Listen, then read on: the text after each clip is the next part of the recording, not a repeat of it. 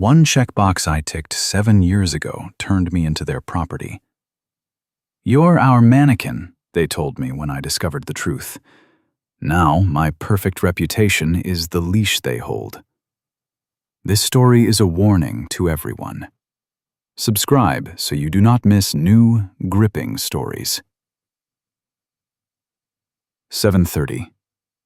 Ethan Cross sat at the kitchen island in his apartment, where every surface reflected the cold morning light. Black coffee, no sugar, cooled in a ceramic cup, white, perfectly symmetrical, purchased last year during a designer brand sale. The tablet in front of him glowed with financial summaries, European indices, oil prices, metals forecasts. Numbers arranged themselves into familiar patterns, soothing in their predictability. The contrast shower had ended at exactly 7:23. His run, 6 kilometers along the waterfront, finished without deviation from schedule. Heart rate returned to normal 8 minutes after stopping, just as a trained body should. Even the towel hung on its hook at a precisely calibrated angle. Every element of his morning ritual fell into place like components of a Swiss mechanism. The tablet vibrated. A push notification sliced across the screen in bold text. Chase Bank, personal loan application number 74B8-01, approved. Amount, $150,000. Ethan set his cup down with a dry thud. Not panic, irritation, cold, controlled, like a surgeon's scalpel. A system glitch, an unfortunate error in the code, nothing more. His fingers were already reaching for the laptop. He did not rely on emotions. The laptop opened with a quiet click, the screen coming to life. Ethan logged into the bank's secure portal, entering a 23-character password he changed every 60 days. Transaction history, active applications, message archive. Every tab opened one after another under his methodical clicks. Clean. No trace of any loan application. The system showed perfect order. He dismissed the idea of calling the hotline immediately. A conversation with an operator would not leave a documentary trail, making it useless. An in-person visit was the only correct solution. Ethan closed the laptop and stood. Movements precise, deliberate. A navy suit hung in the closet on a wooden hanger, the shirt pressed to crisp stiffness. He dressed slowly, with the same meticulousness he used when compiling financial reports for clients. The tie, silk, graphite shade, settled under his collar in a perfect triangle. Ethan checked his reflection in the mirror. Not a single wrinkle, no hint of carelessness. He opened the calendar on his phone and entered 10 a.m. Chase. Resolve technical issue. 1 hour. No more. That would be enough to eliminate the anomaly and return to work. The apartment door closed with the soft click of the lock. Chase Bank's central office towered among the business districts, a skyscraper of glass and concrete, reflecting the morning sky in its mirrored facets. Ethan had always perceived this building as a temple of order, a place where the chaos of human desires transformed into orderly rows of numbers and transactions. He parked his sedan, immaculately clean, not a single spot on the dark paint, and headed toward the entrance. The automatic doors hissed open before him. The operations hall greeted him with cool, conditioned air and the smell of fresh paper. The ceiling vanished somewhere in the heights, while the polished granite floor reflected the cold light of panels. The quiet hum of servers, clicks of keyboards, monotonous drone of ventilation. This environment was home to Ethan, familiar. Here, everything obeyed algorithms. He took a ticket from the electronic queue. P-147 lit up on the paper strip. Ethan lowered himself into a stiff faux leather chair, hands folded on his knees. Around him sat other clients, buried in their smartphones, creating an atmosphere of disconnection. No one spoke. Above their heads hung a display board where numbers replaced each other to a mechanical system voice. P132, P133, P134. Ethan waited calmly. He was on his own territory. In a world of logic and rules, where any anomaly was eliminated according to clear protocol. His breathing remained steady, pulse unchanged. 39 years of life had taught him to control his body's reactions. Father drank and destroyed. Mother tried unsuccessfully to glue the pieces together. Ethan survived by building bastions of calculations and plans around himself. Here, in the bank, these bastions seemed especially solid. Client P147, proceed to Windows 7. The mechanical voice pulled him from his thoughts. Ethan rose and headed to the indicated counter. Behind thick glass sat a young clerk, Marcus, according to the badge on his chest. The uniform fit perfectly. His smile looked printed, as if part of the corporate design. Ethan did not sit. He preferred to speak standing when presenting facts. "Good morning," he began in an even voice. "I received an incorrect notification about approval of a loan product I never requested. I'm asking you to cancel the operation and check your scripts for errors." He spoke like a senior analyst informing a junior about a system malfunction. No emotions, no accusations, simply stating a fact that required correction. 7:30. Ethan Cross sat at the kitchen island in his apartment, where every surface reflected the cold morning light. Black coffee, no sugar, cooled in a ceramic cup, white, perfectly symmetrical, purchased last year during a designer brand sale. The tablet in front of him glowed with financial summaries, European indices, oil prices, metals forecasts. Numbers arranged themselves into familiar patterns, soothing in their predictability. The contrast shower had ended at exactly 7:23. His run, 6 kilometers along the waterfront, finished without deviation from schedule. Heart rate returned to normal 8 minutes after stopping, just as a trained body should. Even the towel hung on its hook at a precisely calibrated angle. Every element of his morning ritual fell into place like components of a Swiss mechanism. The tablet vibrated. A push notification sliced across the screen in bold text. Chase Bank, personal loan application number 74B8-01 approved. Amount, $150,000. Ethan set his cup down with a dry thud. Not panic. Irritation, cold, controlled, like a surgeon's scalpel. A system glitch, an unfortunate error in the code. Nothing more. His fingers were already reaching for the laptop. He did not rely on emotions. The laptop opened with a quiet click, the screen coming to life. Ethan logged into the bank's secure portal, entering a 23-character password he changed every 60 days.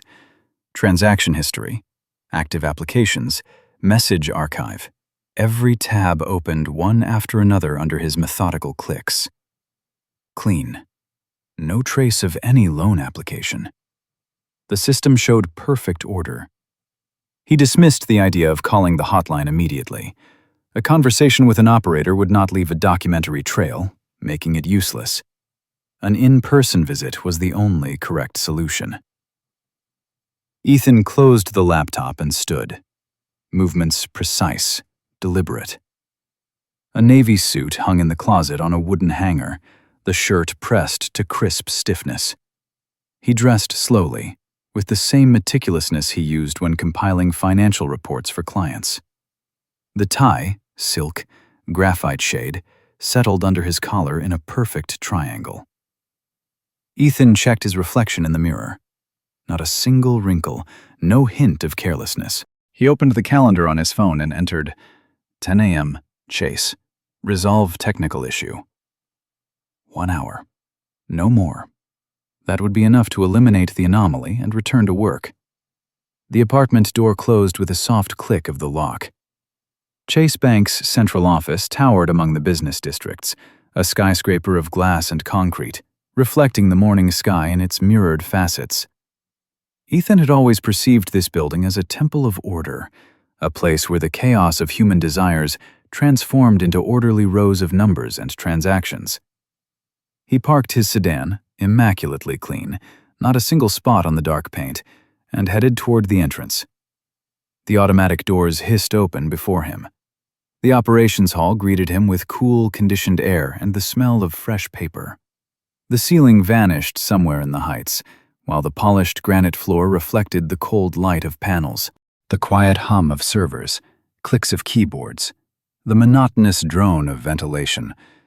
This environment was home to Ethan, familiar.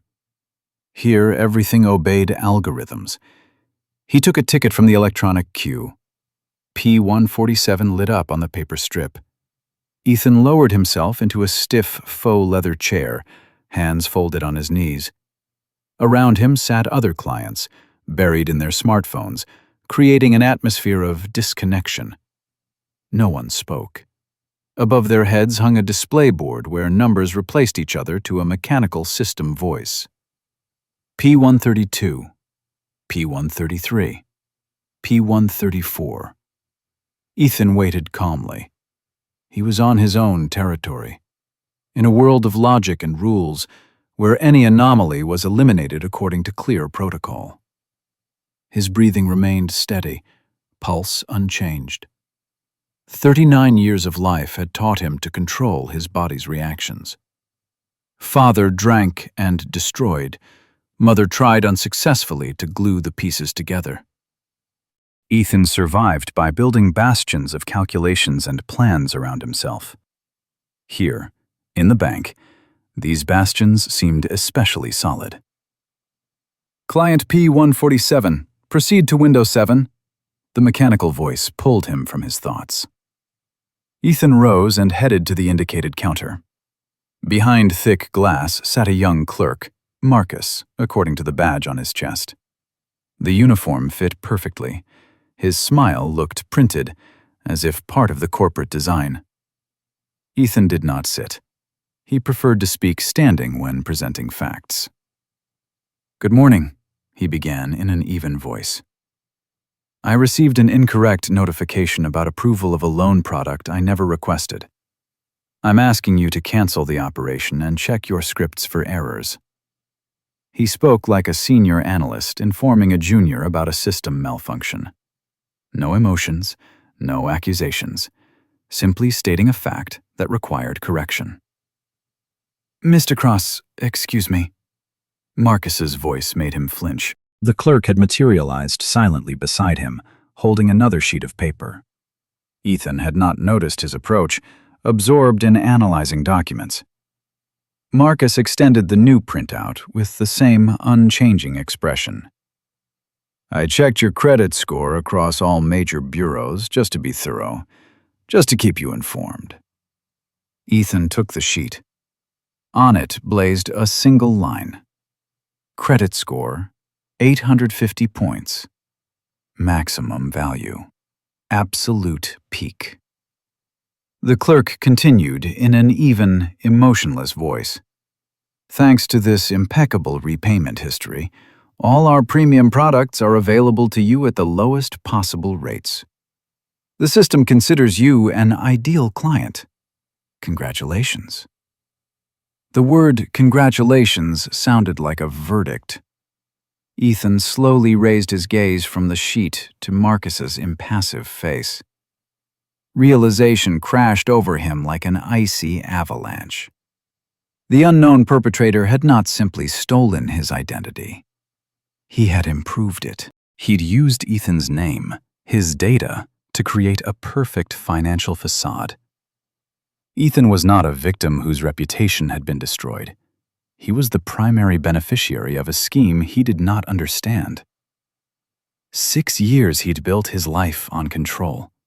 Every number in the budget, every minute in the schedule, every word in conversation, all calculated, weighed, calibrated. He'd been certain he'd created an impenetrable fortress of rules and logic. And now it turned out someone had been living in that fortress for years, using its foundation for their own purposes, using him as a tool.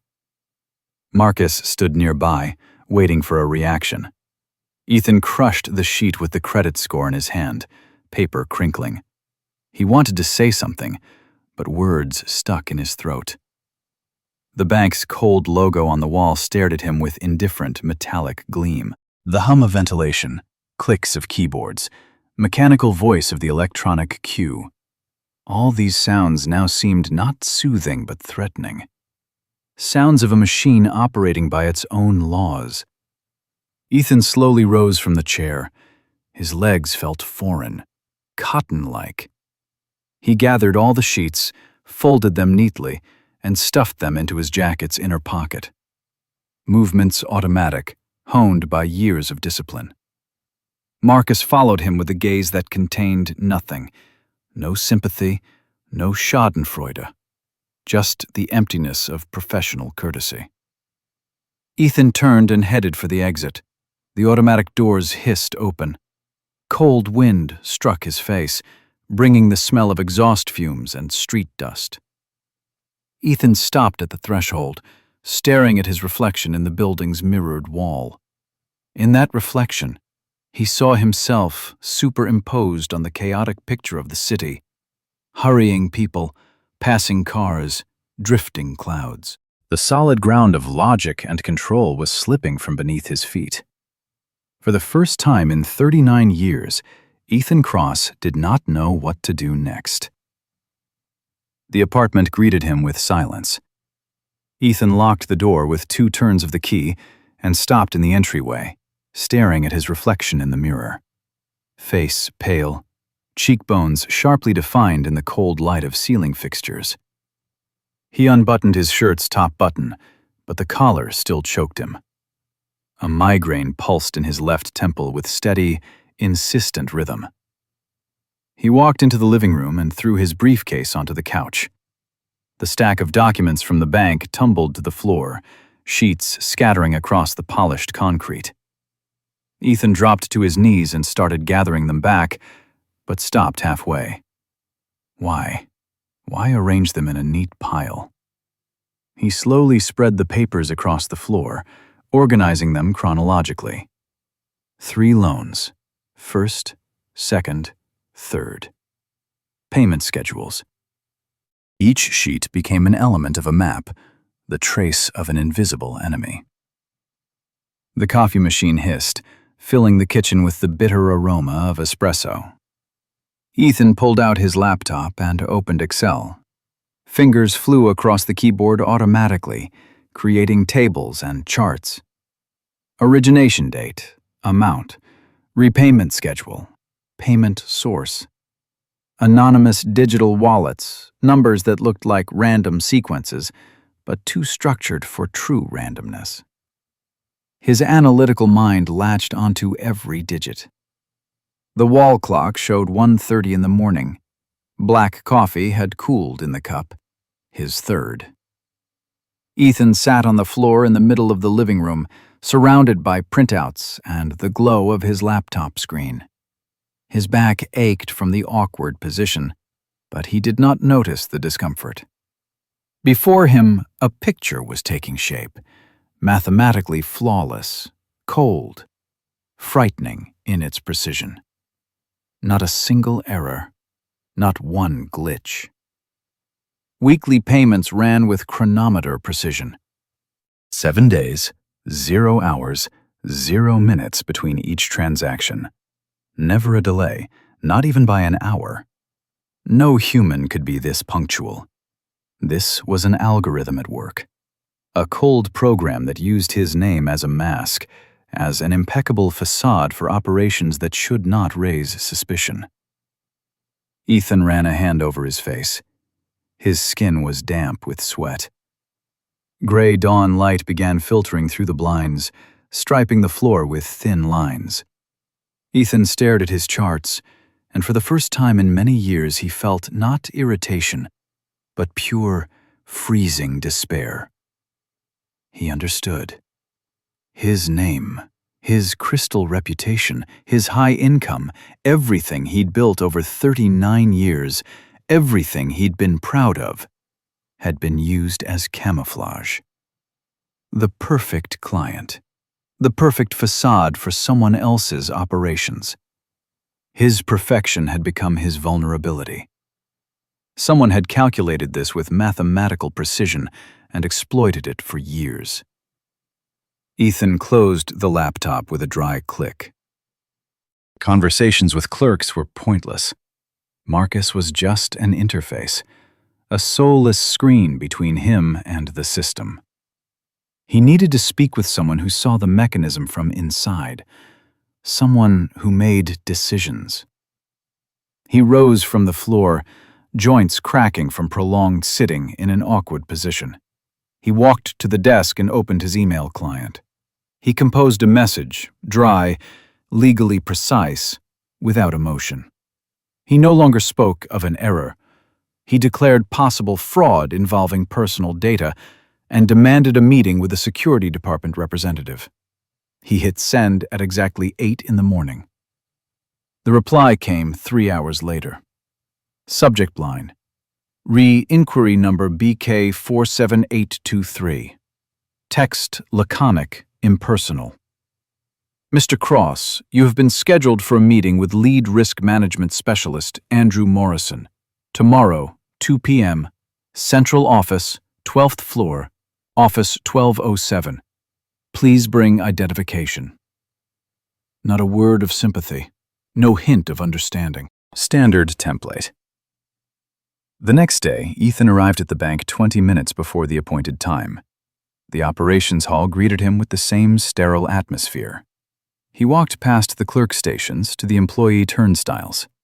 The guard checked his ID, issued a guest pass on a blue plastic card, and silently pointed to the elevator at the end of the corridor. The elevator doors closed, cutting off the sounds of the operations hall. The ascent to the 12th floor took less than a minute, but to Ethan it felt like an eternity. The elevator was cramped, lined with gray plastic, smelling of antiseptic. Quiet music from the speakers, faceless, colorless, pressed on his eardrums.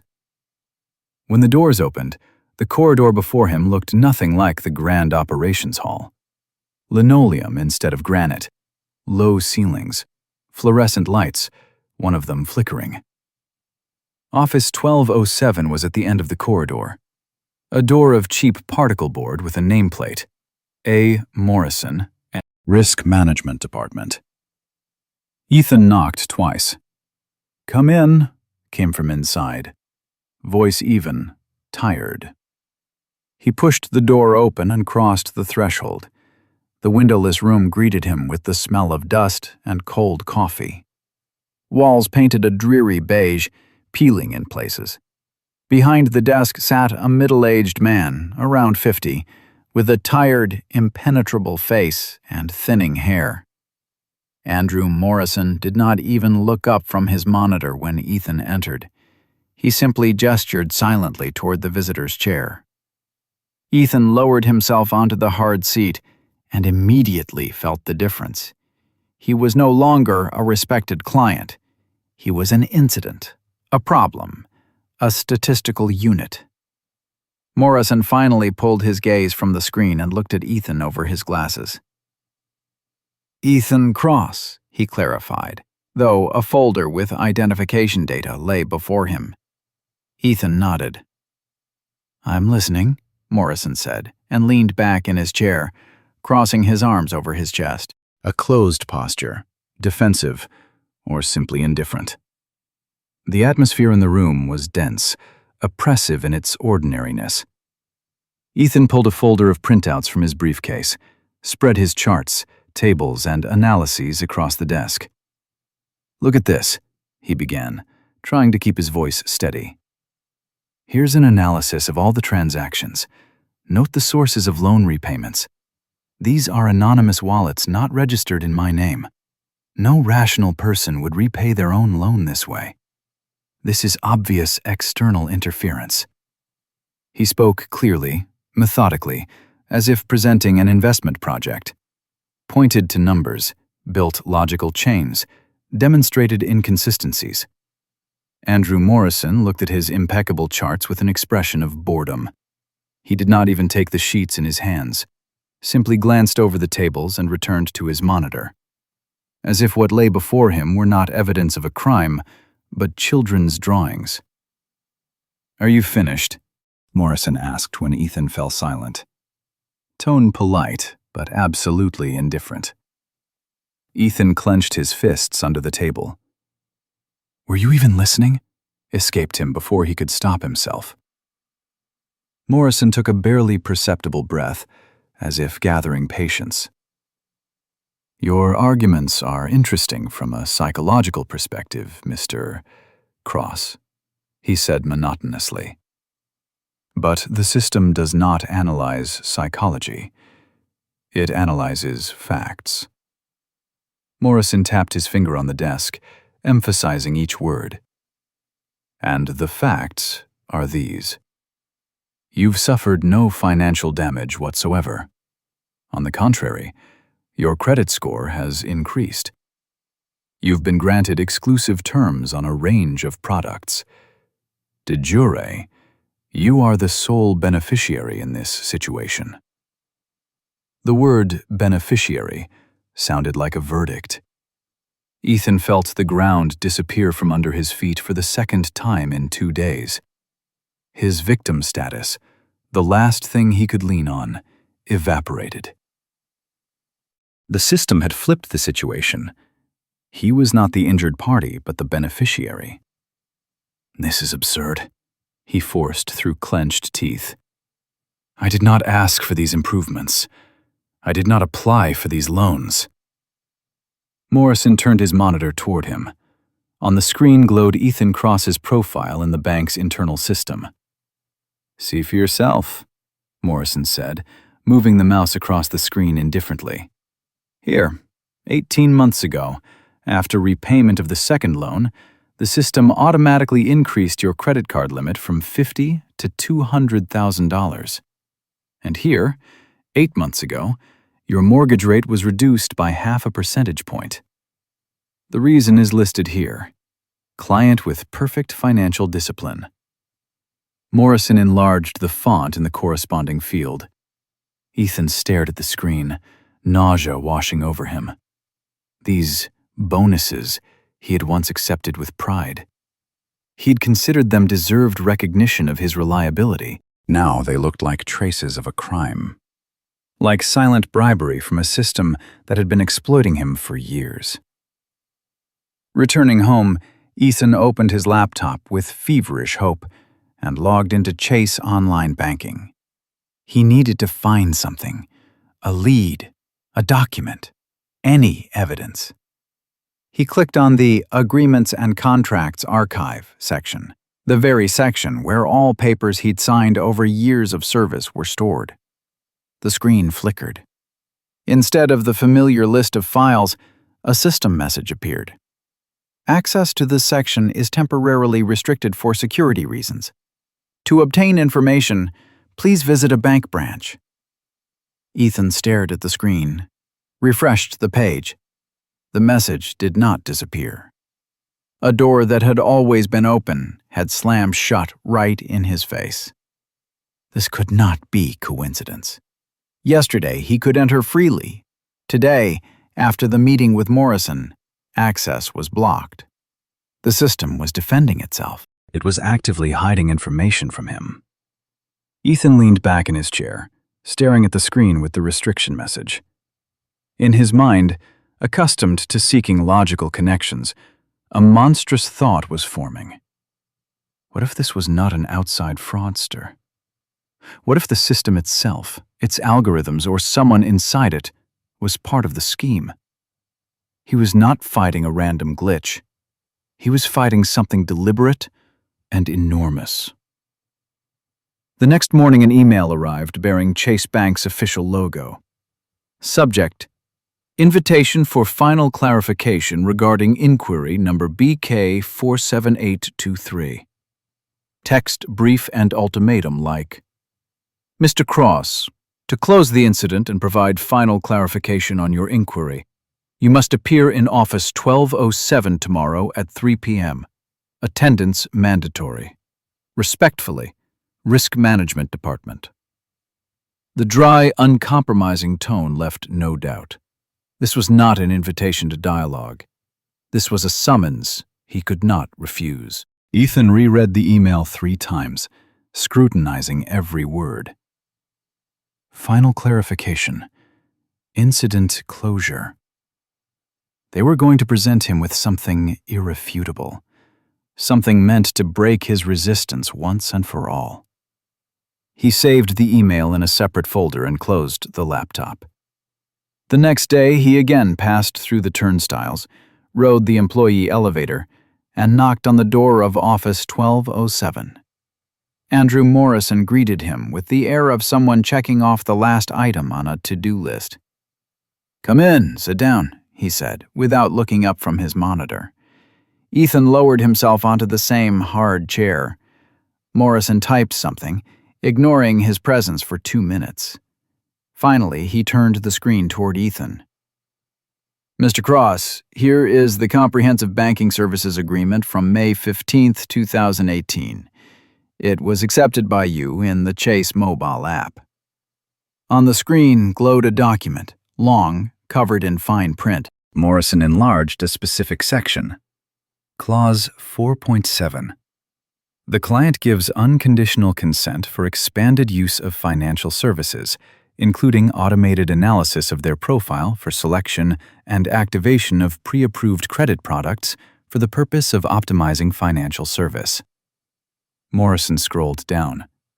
At the bottom of the document stood Ethan Cross's electronic signature.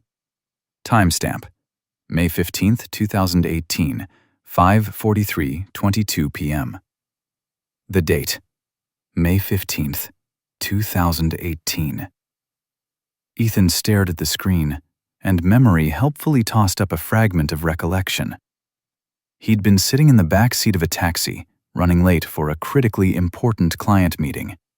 He urgently needed to make a transfer. Opened the banking app. Before the transaction, a window popped up. Updated user agreement requiring confirmation.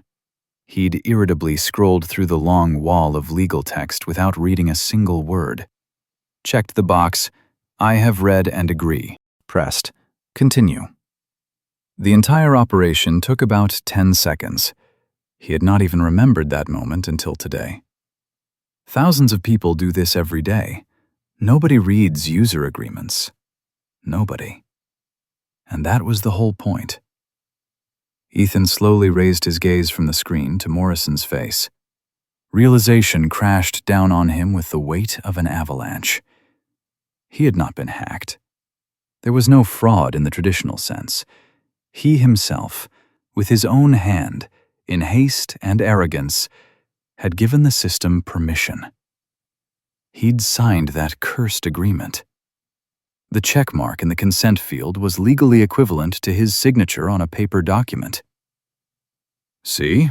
Morrison leaned back in his chair, folding his arms across his chest. "No violation of law. You gave consent for automated management of financial services. The system operated within that consent. Everything absolutely legal." His voice sounded almost sympathetic, but there was nothing in his eyes. Just weariness. He'd seen people like Ethan by the dozens, by the hundreds. Ethan sat motionless, hands resting on his knees, fingers clenched into fists. The migraine pulsed in his temples with unbearable waves. He'd built his entire life on control, on always reading the fine print, always checking details, never making thoughtless moves.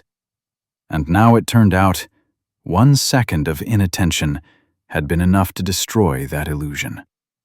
1 checkbox. 1 click. Morrison printed a copy of the agreement and extended it to Ethan across the desk.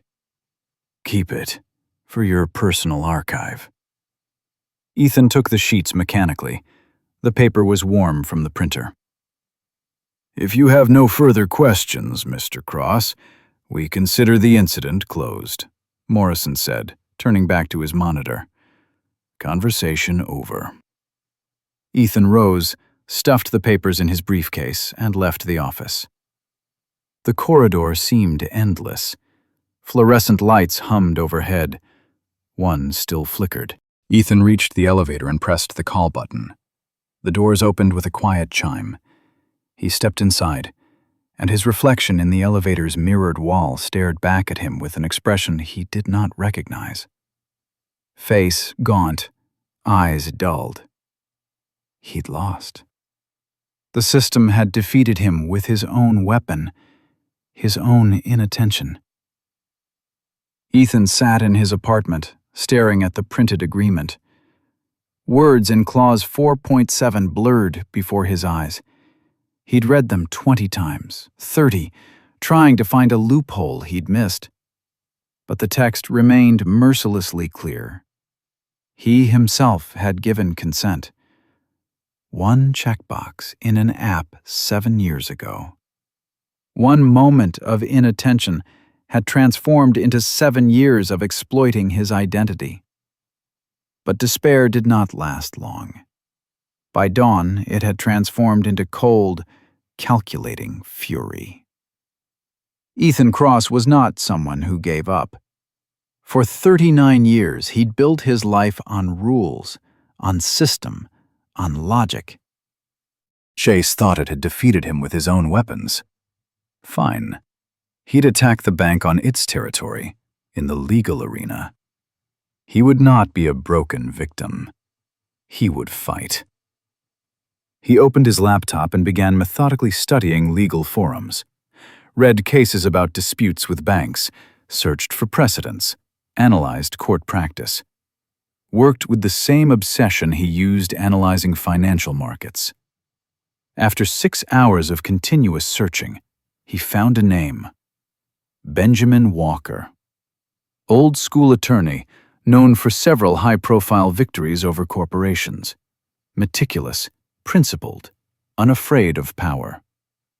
Ethan wrote down the contact information in his notebook with a fountain pen, small, calligraphic script. This step restored his illusion of control. He was acting according to plan again, building strategy again. Fear transformed into fuel for the fight. He called Walker's office at 10 in the morning, scheduled a meeting for the day after tomorrow. The secretary warned that consultation cost $2,000. Ethan agreed without hesitation. Benjamin Walker's office was located in an old brownstone in the financial district, in a labyrinth of narrow historic streets. Ethan parked 2 blocks away and walked on the rain-wet asphalt. The air smelled of autumn and dampness, so unlike the sterile atmosphere of bank offices. The entrance creaked underfoot. Plaster on the walls had peeled, exposing brick masonry. The office door was massive, oak, with a brass nameplate. B. Walker, Esquire, attorney at law. Ethan pushed it open and crossed the threshold. High ceilings, worn oak parquet quietly creaking with each step. Floor-to-ceiling bookshelves packed with thick volumes in leather bindings with gold embossing. The smell of old paper, leather, good coffee. This was a portal to another era. Behind a massive desk cluttered with papers in neat working disorder sat an elderly man in a tweed jacket and horn-rimmed glasses. Benjamin Walker rose to meet Ethan and extended his hand. Handshake firm, confident. "Come in, have a seat." He indicated the chair before the desk. A desk lamp with a green shade cast warm light on the weathered leather desktop. Ethan pulled a folder of documents from his briefcase and began laying out the situation. Walker listened attentively without interrupting, making notes in a pad.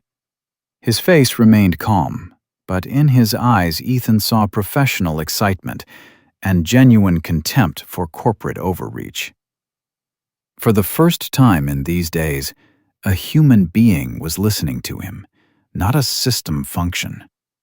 For the first time, someone took his story seriously. When Ethan finished, Walker leaned back in his chair and removed his glasses, wiped the lenses with a handkerchief, slowly, methodically. Complicated case, he said finally. Banks are fortresses. They have unlimited resources, armies of lawyers, connections in every institution. But in your situation, there are angles. He tapped his finger on one of the documents. I need time to study the contract. Leave copies. Ethan passed the folder across the desk. Walker flipped through the pages, his gaze catching on certain phrases. I'll call in a couple of days. He rose, making clear the meeting was over. Ethan stepped outside with fragile but real hope. Autumn wind tugged at the hem of his coat.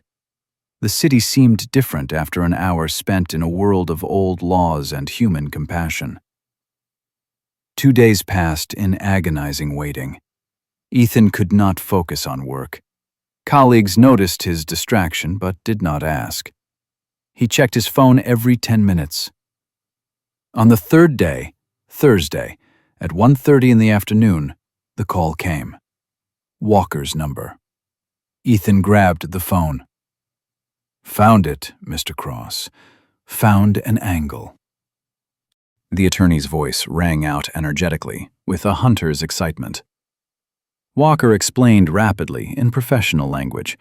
The wording of Clause 4.7 about expanded use of services was legally vague, could be interpreted as an unconscionable term imposing unfavorable obligations on the client without clear understanding. Moreover, the notification method, a pop-up window without separate signing, could be challenged as inadequate disclosure under the Consumer Financial Protection Act. We have grounds for a lawsuit, Walker concluded. I'll draft a demand letter. Strong, legally precise. Chase will be forced to respond, and then we'll see. Ethan's hope flared like bright flame. The system was not perfect. There were cracks in its armor. Laws written to protect people could work against corporate overreach. He gave Walker carte blanche. Do it. Whatever it takes. I'm ready to go all the way. A week later, the demand letter was ready. 10 pages of legal text, packed with citations from banking regulations, consumer protection statutes, and contract law. Demands clear. Cancel the latest loan. Conduct full internal investigation. Declare disputed contract clauses invalid. And pay compensation for emotional distress. Walker sent the document by certified mail with return receipt. Ethan received a text about delivery 3 days later. Letter accepted by Chase Bank Headquarters, Legal Affairs Department. He felt himself delivering the first powerful counterstrike. The bank would be forced to respond, fearing publicity and litigation costs. Perhaps they'd offer a settlement. Perhaps apologize and cancel the operations. Ethan allowed himself to smile for the first time in 2 weeks. The response did not come as an official letter. The next day, Friday evening, his personal cell rang with a call from Andrew Morrison in risk management. Ethan recognized the number, the same one from which they'd scheduled meetings. He answered warily. Mr. Cross, good evening. Morrison's voice had changed. No longer the indifferent bureaucrat. Steel warning notes threaded through his tone. We received the letter from your attorney. I want to give you an unofficial warning. Pause. Ethan gripped the phone tighter. If you initiate legal proceedings, we'll be obligated to launch a complete audit of all your transactions over recent years. And such unusual transactions, you understand, could be interpreted by our financial crimes unit as participation in money laundering. Think about your pristine reputation. Morrison's words were a sniper shot to the most vulnerable spot. Ethan felt cold spreading through his body. The threat of money laundering charges was not a legal problem. It was a brand. The destruction of everything he'd built over decades. His consulting career, where reputation meant more than credentials. His image as the guy who does everything right. Even if the charges proved false, The mere fact of investigation would destroy trust. Is that a threat? Ethan forced through clenched teeth. Morrison sighed with theatrical weariness. It's information, Mr. Cross. Simply information about possible consequences. The bank has the right and obligation to investigate suspicious transactions. Law requires us to report them to appropriate authorities. We're merely following procedures. Think about it. Have a good evening. Morrison hung up. Ethan stood in the middle of his living room, clutching the phone. The bank was not going to defend itself in court on the merits of the case. It was going to destroy his identity, transforming him from victim to criminal. Use his own impeccable reputation against him, making any accusation devastating precisely because it seemed impossible. His perfect image turned out to be not protection, but a target, and Chase had aimed straight at it. A day later, an official letter arrived. Meeting invitation. This time not with the risk specialist, but with the head of security for the central office, Victor Carlson. Location, conference room on the 30th floor. Date and time, Monday, 11 a.m. Attendance recommended. Ethan understood this was escalation. The bank was transitioning from veiled hints to direct pressure by force. He called Benjamin Walker and recounted the conversation with Morrison, showed him the letter. Heavy silence hung on the other end of the line. Go to the meeting, the attorney finally said. We need to understand how serious their intentions are. Listen carefully, remember the wording, but do not sign anything, under any circumstances. Tell them you need to consult with your attorney. On Monday, Ethan arrived at the bank 15 minutes before the appointed time. Passed through the familiar turnstiles, but the guard led him not to the employee elevator, but to a different one, finished in black marble with gold buttons. Executive elevator. The doors closed soundlessly. The ascent to the 30th floor took seconds, but felt like a slow climb to the gallows. No quiet music. Only the hum of machinery. The doors opened into a spacious lobby with panoramic windows. A secretary in an impeccable business suit followed him with her eyes and pointed to a door at the end of the corridor. Mr. Carlson is expecting you. Ethan pushed the door and entered. The conference room atop the skyscraper was the embodiment of cold power. One wall, a massive window behind which New York lay below like a map, turning people into ants. In the center, a long table of dark, nearly black glass. Ethan touched it with the edge of his palm. Cold penetrated through skin. Behind the table sat a man of about 55, with a crew cut and a face expressing nothing. Victor Carlson rose and extended his hand, handshake dry, formal. Please, sit down. Voice calm, almost sympathetic. Ethan lowered himself into a chair of chrome metal and black leather, ergonomically uncomfortable, forcing tension in his posture. Carlson opened a tablet and scrolled through several screens. Mr. Cross, I've carefully reviewed your situation and the demand letter from your attorney. Pause. I want to speak with you frankly, human to human, without legal formalities. He spoke slowly, weighing each word. You're an intelligent, educated man, a financial analyst. You understand risk assessment better than most. Carlson folded his hands on the table. Let's analyze the situation rationally. You file suit. The process will take 1 year, 2, 3. The bank will defend itself with all available means. We have a legal staff of 120 attorneys. The budget for litigation costs is essentially unlimited. But that's not the main point, Carlson continued. The main point is that during proceedings, we'll be obligated to report suspicious transactions to FinCEN. That's not a threat. That's legal requirement. And then investigation begins. Your employer's security department will be notified. The IRS will receive inquiries. Information, you understand, has a way of spreading. Ethan tried to object. I did not conduct any transactions. Someone else did using my data. Carlson nodded with theatrical understanding. Of course. But how will you prove that?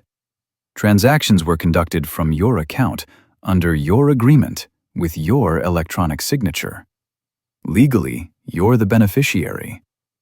And motive? Improving credit history to obtain better terms. The narrative looks logical. Even if you're ultimately not found guilty, the mere fact of investigation will destroy your career. Carlson spoke calmly, like a doctor explaining the diagnosis of a terminal illness. Consulting firms do not retain employees under investigation. Reputational risks. New clients will not come to an analyst with a tarnished reputation. Banks will not issue loans. Mortgage, car loan, even a basic credit card, all questionable. Your life will become bureaucratic hell. Ethan listened, and the conference room walls seemed to compress around him. The panoramic city view behind the window felt like mockery. The world down there continued living, unaware of his struggle. Carlson laid out the risks before him with the methodical precision of a financial report. Each word struck exactly on target.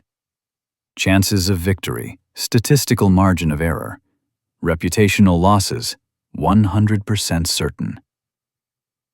I understand your outrage, Carlson continued. The situation is unfair. But the world is not always fair. The question is, are you willing to sacrifice everything for principle? Or can we find a reasonable solution that closes the matter without destructive consequences?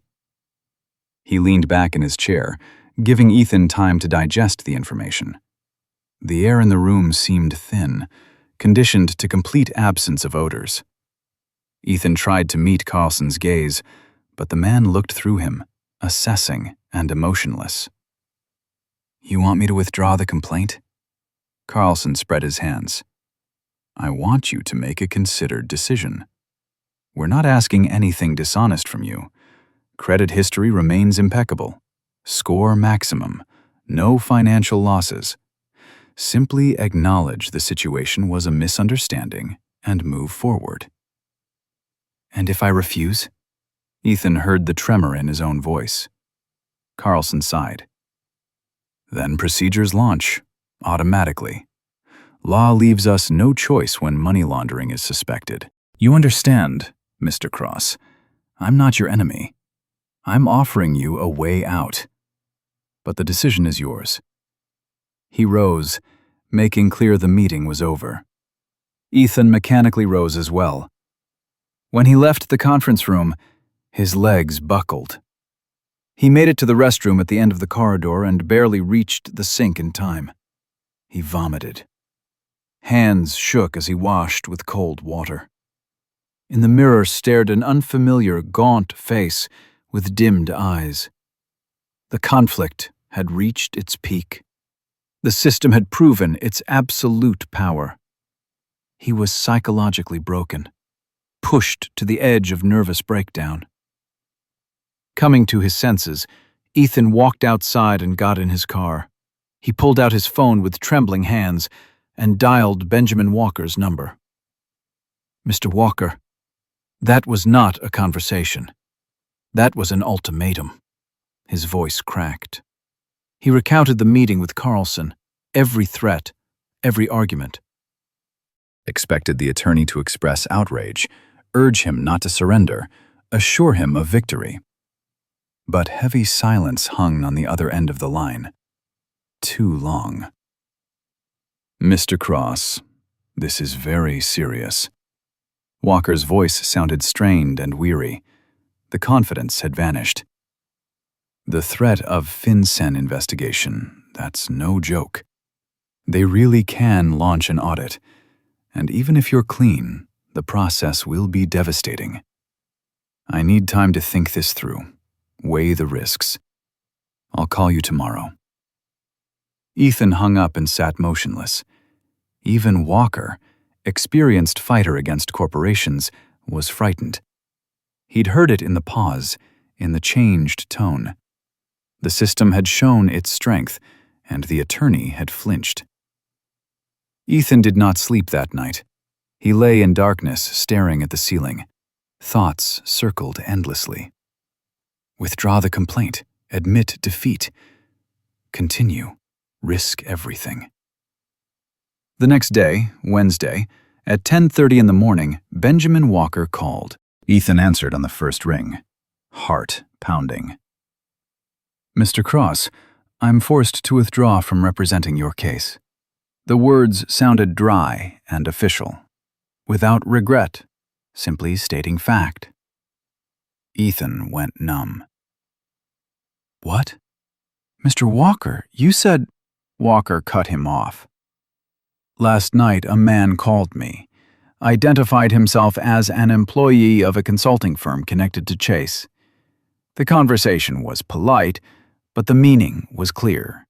They transparently hinted at possible problems with my law license, unscheduled audits of my practice, questions about my other clients. You understand, this is not just a bank. It's a system with tentacles everywhere.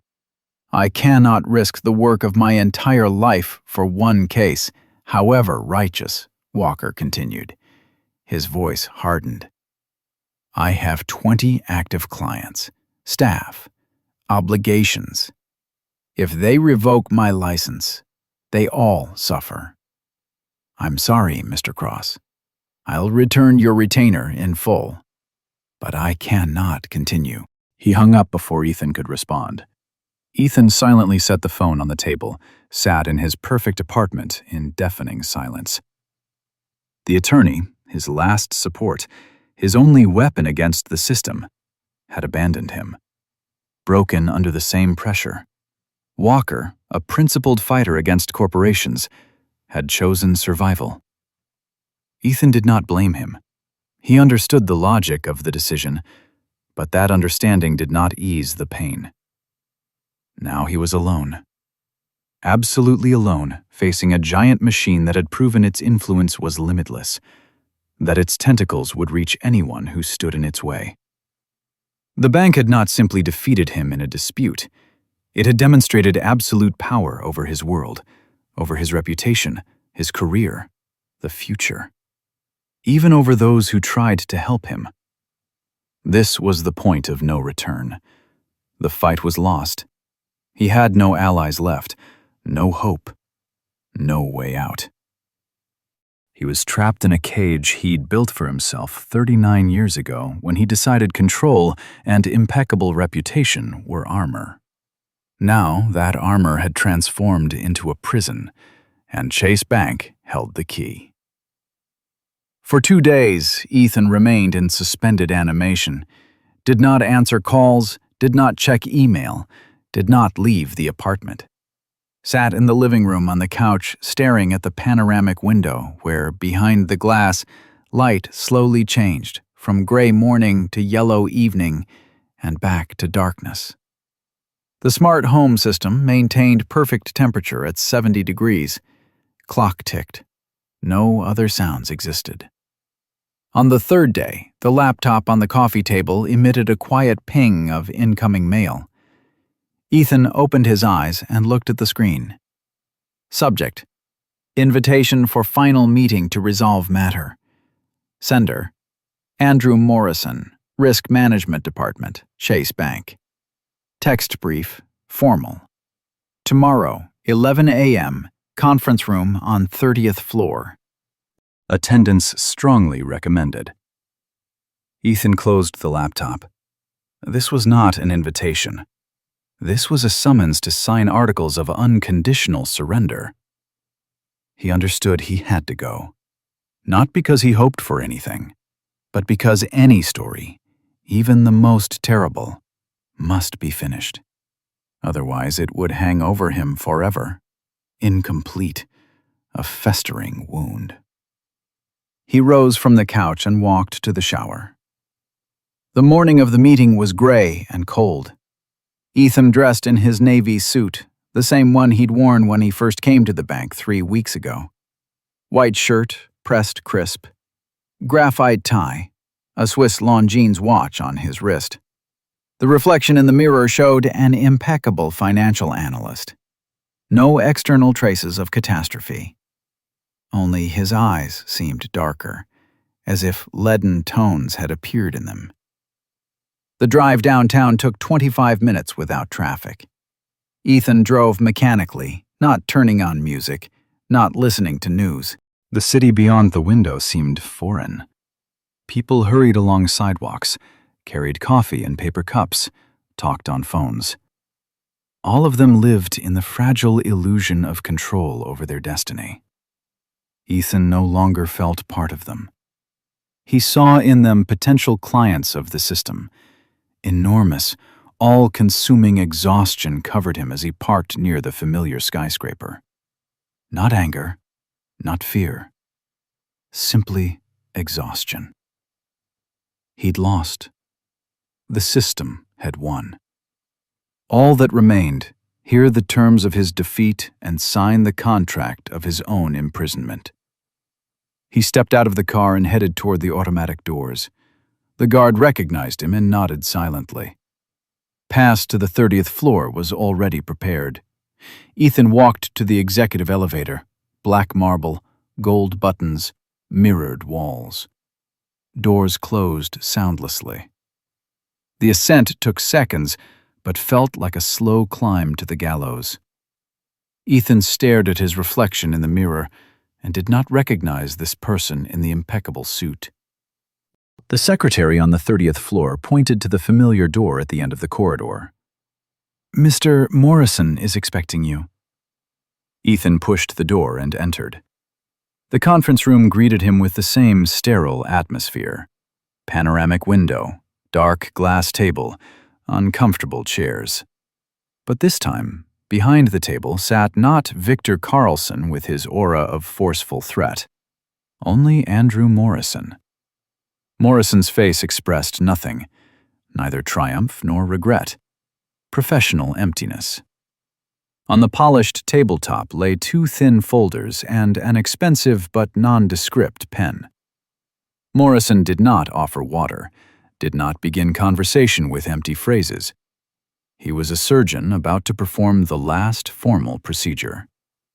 "Please, sit down." Ethan lowered himself into the chair. His distorted reflection in the dark glass seemed alien. Morrison folded his hands on the table and spoke in an even, methodical voice, as if reading market quotes. "Mr. Cross, before you are 2 options. Option 1. He pushed one folder closer to Ethan. You sign an agreement restructuring the current loan. We, in turn, close internal audits. Your credit history remains impeccable. Incident resolved." Pause. Morrison made a barely perceptible gesture toward empty space on the table. Option 2. You refuse to sign. Then we transfer the case to Financial Crimes Division. After that, as the investigation decides. He was not threatening. He was simply stating facts, offering a reasonable solution. His voice sounded almost sympathetic, but his eyes held nothing. Just the weariness of someone performing routine work. Ethan opened the first folder. Before him lay a contract, perfectly drafted, without fine print, without legal tricks. Everything clear and to the point. The document legitimized the latest phantom loan, making it an actual debt obligation of Ethan Cross. By signing it, he would officially acknowledge this debt as his own, accept responsibility for the actions of a faceless system. The pen lying beside the contract seemed impossibly heavy. This was not simply an office supply. This was the instrument with which he would personally lock himself in a cage to preserve its gilded facade. Ethan stared at the document but did not pick up the pen. Morrison did not rush him. Time worked for the system. In the deafening silence atop the world, Ethan sank into memories. He saw himself as a small boy building perfect towers from blocks. Every element in its place. No chaos, no mistakes. Only in this was order. Only in this was safety. He saw himself as a student, cramming formulas and laws through the night for straight A's. He saw himself as a young analyst constructing flawless financial strategies for clients. His entire life had been a desperate pursuit of the ideal, of a state where all variables were known, risks calculated, outcomes predictable. He built a fortress of rules and discipline, paid off his mortgage 7 years early, never late for meetings, always read contracts, always. Except one time, 7 years ago. One checkbox in an app had changed everything. The image of his father flashed brightest. Robert Cross, talented engineer and hopeless alcoholic. Ethan remembered the sticky, animal fear he'd experienced in childhood when his father could burst into his room at any moment and destroy his fragile, ordered world. Smash the model sailboat Ethan had assembled for 3 weeks. Scatter the toy soldiers arranged in perfect rows. It was then, in childhood, that Ethan made himself an oath. He would never be like that. His life would be built on control, order, perfection. He would become the complete opposite of his father. He would be right. He would not create problems. He would be perfect. This fear of chaos, fear of being wrong, became the engine of his entire life. And his curse. And in this moment, revelation descends on Ethan. Cold and clear as the view from the panoramic window onto the city below. The system did not choose him randomly. It did not choose him for high income or clean credit history. It chose him for his fear. Algorithms calculated, a person like Ethan, obsessed with reputation, would do anything to avoid scandal, chaos, the stigma of a problem client. His perfectionism was not a shield, it was bait. The system did not break his rules, it used his own rules against him. His flawlessness made him the perfect target. The perfect facade for others' operations. The perfect hostage of his own fear. The bank did not defeat him with force. It won because Ethan voluntarily walked toward defeat, just to preserve the illusion of control. The realization changes everything. Ethan understands his real battle is not with Chase Bank. His battle is with that frightened little boy inside who spent his whole life terrified of being wrong. Defeating the bank is impossible, but he can defeat his fear. Signing this contract is defeat in the war with the system, but it's also an act of liberation. For the first time in his life, he consciously chooses to be imperfect, broken, compliant. He accepts his imperfection. He accepts that the world does not submit to his control, that an impeccable reputation is not armor, but shackles, that rules can be used against those who believe in them. And in this acceptance, his personal, quiet, invisible to anyone victory over himself. Ethan picks up the pen. It no longer feels heavy. His hand does not tremble. He looks directly into Andrew Morrison's eyes, who observes him with mild professional curiosity. Ethan slowly and clearly, in his calligraphic script, signs his name at the bottom of the document. The sound of pen gliding across paper, the only sound in the sterile room. This is not a victim's signature. This is the signature of someone who understood the rules of the game and consciously accepted his place in it. He lost, but he no longer deceives himself with the illusion of control. He no longer fights windmills. He simply accepts reality as it is. Merciless, unjust, indifferent to his righteousness. Morrison takes his copy of the contract and carefully places it in the folder. "Reasonable decision, Mr. Cross," he says without a trace of triumph. For him, this is simply a closed case in the CRM system. Another line in a work completion report. Ethan silently rises. Morrison does not follow him with his gaze, already occupied with something on his tablet screen. Conversation over. Ethan leaves the conference room and walks to the elevator. Descends. Passes through the echoing operations hall where other people sit in queues staring at smartphones. They still believe in rules and fairness, and they have not yet faced the system head-on. Ethan walks past them, and for the first time in many days, there's no unbearable weight of struggle on his shoulders. Only emptiness and a strange, bitter lightness. He's no longer fighting. He's accepted reality. He signed the contract not because they broke him, but because he understood. His fortress of rules and control was built on sand. And the greatest enemy did not sit in the security chief's office. He sat inside Ethan himself, in the form of fear of being wrong. Ethan stops before the bank's giant glass doors. Automation registers his approach, but the doors do not open immediately, a half-second delay. Enough for him to see his reflection in the mirrored surface. Looking back at him is a man in an impeccable suit, with a perfect credit history, without a single blemish on his reputation. Externally, nothing has changed. He's still the same successful financial analyst. The same Ethan Cross, 39 years old, senior consultant at a consulting firm. Credit score 850 points. Ideal client. But Ethan sees the truth. He sees a man who voluntarily stepped into a cage to preserve its gilded facade. He looks at his reflection in the glass and quietly, lips only, without sound, says, "Perfect client. Perfect cage." The doors swing open with a soft hiss. Cold wind strikes his face, bringing the smell of exhaust fumes and city dust. Ethan takes a step forward and walks outside.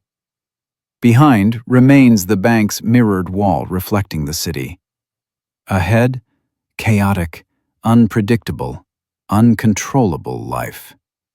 Ethan walks along the sidewalk among hurrying people. He's part of this anthill, not an observer from a panoramic window. His reputation is impeccable, his credit history perfect. His life looks successful. But he no longer believes in this illusion. He's accepted the truth, and in this acceptance, his only real freedom.